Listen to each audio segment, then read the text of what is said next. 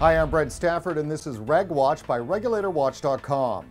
All across North America, those who use e-cigarettes face the heavy hand of new regulations designed to restrict the use and sale of vaping products.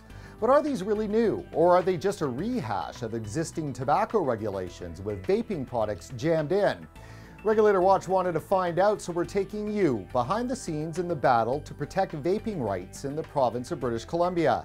Hear directly from BC's Chief Medical Health Officer, the association representing BC vape shops, and the industry lobbyist who shares some remarkable comments about the proposed regulations. Let me be clear. The legislation and regulations in their present form are going to kill British Columbians. All this and more on today's episode of our series, Veracity Behind the Vape. Time is running out for British Columbians to provide input into the province's new vaping regulations. The Ministry of Health has issued a regulatory discussion paper and invites the public for feedback on the new rules. The deadline is Friday, November 20th. In May, the BC Liberal government passed into law the province's first vapor products legislation as an amendment to the Tobacco Control Act. There's very little to the changes, as the amendment merely defines vaping products, then instructs wherever the word tobacco appears to simply add the phrase "or vapor products."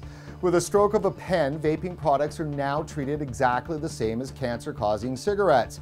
So is that fair? Well, the BC Liberal government says it is. It passed the legislation in order to stop young people from vaping. I think there's a really good rationale for keeping these devices out of the hands of youth. And I would also be concerned that non-nicotine devices, which don't have any nicotine in them, might well serve as a pathway for younger people to become used to vaping on nice, tasty odors. And then later on, this becomes a pathway for a non-tobacco nicotine addiction, which would be a really big public health concern. Preventing youth from taking up vaping is worthwhile, but will restrictive regulations have a negative impact on adult smokers seeking a lifeline to quit? After all, a new British study released this August by Public Health England concluded e-cigarettes are an effective tool to help people quit smoking, and they are a whopping 95% less harmful than tobacco products. We definitely want to protect our youth. Of course, they're our future. But we do have a responsibility to all these people who were sold tobacco in ads that were found in magazines, in the fact that it could be, you could smoke in your car, you could smoke in bingo halls, you could smoke in bars, you could pretty much smoke anywhere. So you have a whole group of people within these generations that are enslaved to this cigarettes or this tobacco. Chad, the BC Vapor Alliance represents vape shops in the province. Do you feel your industry plays a positive role? The fact of the matter is that vaping is the best current solution to the tobacco epidemic. I want to see people get off of cigarettes. We all want to see people get off of cigarettes. We are all off of cigarettes, and we're so excited about that's why we opened stores. That's why we started making e-juice, is because we were so excited that it worked.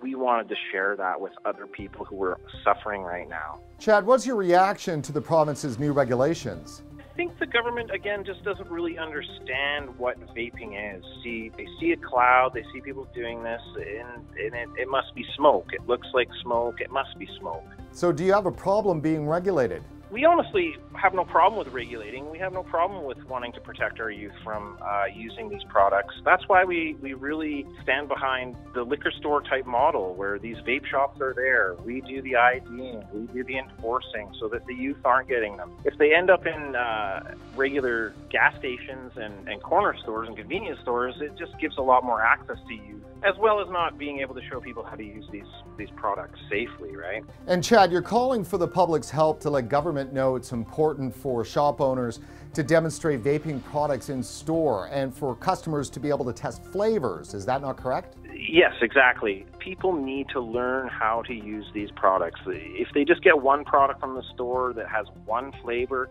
it may not work for them. Whereas if you have a vape store where you can try products and see how products work, you can find ones that'll fine-tune for people so that they'll have a higher chance of success. Dr. Kendall, the BC Vapor Alliance is asking for an exemption to allow customers to test products in store. What's your position on that? I would think that you can test the safety of a device using water, and that puts nobody at risk from any byproducts.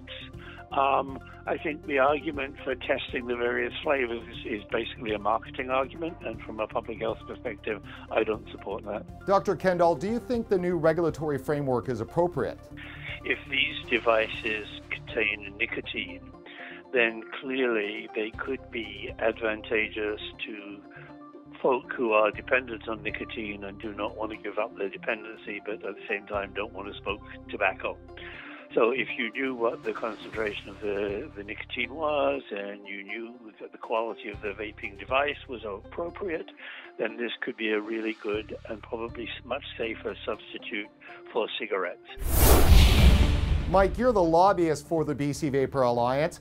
Tell us, why is government treating e-cigarettes and vaping the same as tobacco? We've kind of entered a bit of the age of truthiness, to quote Colbert, right?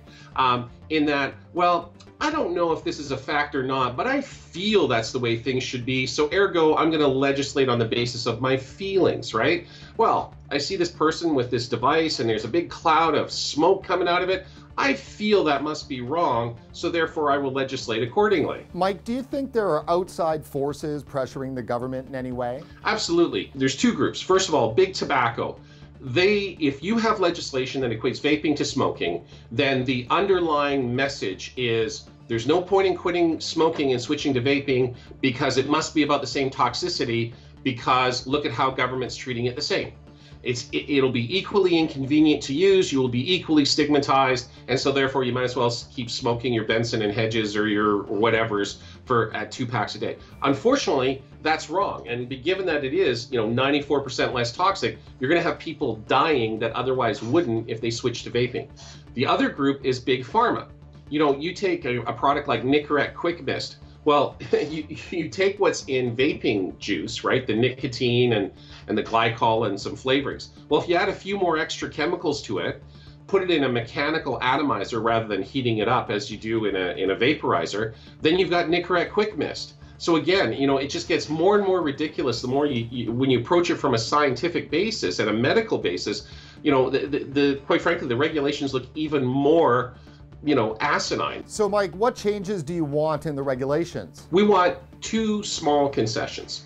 One concession is we do not think that these devices should be sold at convenience stores and gas stations. We think they should be limited to stores where you have to be age 19 or older to enter. The second change we want, as is in the case in Calgary and a number of other jurisdictions in Canada, where vaping store owners have the ability to show consumers how to safely use that equipment. Now, you could have it in the regulations that you can't use any juice that contains nicotine. That's a detail. We just want to be able to show consumers how to safely use the product. So Mike, what are your chances then for winning this battle? Well, I've certainly been told by a number of people in government, like, hey, if this doesn't become a public issue, then we'll probably just ram it through and these regulations will take effect as of January 1st. For the people that think that government should make policy based on, the real world and science rather than, their feelings and their prejudices, I would encourage people to speak out. And speaking out is easy. All you have to do is go to regulatorwatch.com/Vapers Corner to find information on all of the proposed vaping regulations, an easy-to-use feedback form to fill out, and a government email address for submission. Better hurry though, the deadline is Friday, November 20th. Well, that's it for this edition of RegWatch. Before you head off, please like us on Facebook and don't forget to follow us on Twitter. For regulatorwatch.com, I'm Brent Stafford.